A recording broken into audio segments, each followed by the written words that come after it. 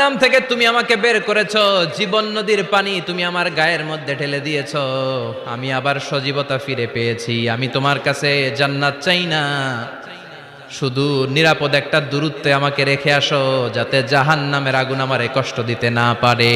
আল্লাহ, আমি কিন্তু তোমার কাছে জান্নাত চাই না। কি চাই না? জান্নাত চাই না, কিন্তু জাহান্নামের আগুন আমারে কষ্ট দিচ্ছে, এতটা দূরত্বে রাখো যাতে জাহান্নামের আগুন আমার গায়ে না লাগে।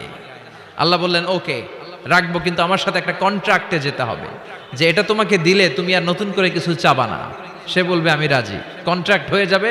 আল্লাহ জিব্রাইলরে বলবেন, যাও এমন দূরত্বে রাখো যাতে জাহান্নামের আগুন ওরে কষ্ট না দেয়। রেখে আসা হবে, অনেক দিন সে ওখানে আনন্দে থাকবে, আল্লাহ শুকরিয়া করবে। সে মনে মনে বলবে, বেঁচে গিয়েছি, আমি বেঁচে গিয়েছি, জীবনে আর কিছু চাই না, জাহান্নাম থেকে আমি বেঁচে গিয়েছি।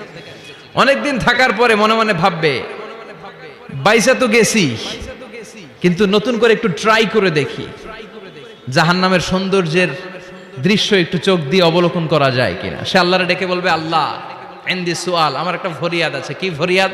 আল্লাহ আগেই বলে রাখি, আমি কিন্তু জান্নাতে যেতে চাই না। আল্লাহ বলবেন, কি চাও? সে বলবে, আল্লাহ তোমার জান্নাতটা তুমি কত সুন্দর করে বানিয়েছো, আমি একটা নজর শুধু দেখতে চাই। জান্নাতের দরজার সামনে নিয়ে যদি আমারে বসিয়ে রাখো, দ্যাটস ইনাফ, আর কিছু চাই না, শুধু জান্নাতের দরজার সামনে। আল্লাহ বললেন, তুই না ওয়াদা করেছিস, তুই না চুক্তি করেছিস। সে বলবে, আল্লাহ আমারে হতভাগা বানাইয়া তোমার কি লাভ? সুবহানাল্লাহ পড়েন। আমারে তুমি হতভাগা বানিও না। আল্লাহ বলে, ঠিক আছে, আবার সিগনেচার কর যে জান্নাতের দরজার সামনে বসিয়ে দিলে আর কিছু চাবি না। সে সিগনেচার করে বলে, আমি চাবো না। আল্লাহ বললেন, জিব্রাইল বেচারারে ধরে জান্নাতের গেটের সামনে বসায় দে। এবার জান্নাতের গেটের সামনে বসে বসে জান্নাতের সৌন্দর্য দেখা শুরু করবে। সুবহানাল্লাহ।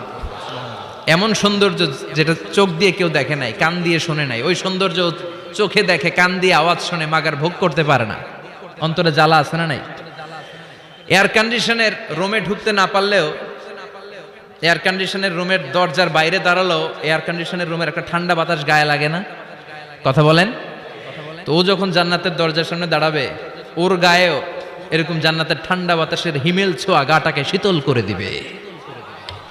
ওই শীতল হয়ে যাওয়ার পরে আর তো সহ্য হবে না, আবার আল্লাহরে ডাকবে, মনে মনে ভাববে, আর একটু ট্রাই করি না, দোষ কি, আস্তে আস্তে অনেক দূর তো আগাইছি।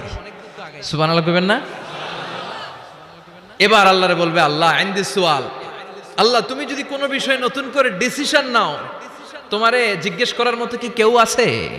আল্লাহ বলেন, না, আমি তো সব রাজার বড় রাজা, মহারাজা, আমার উপরে তো কারো কথা চলে না। ওই হতভাগা লোকটা বলবে, আল্লাহ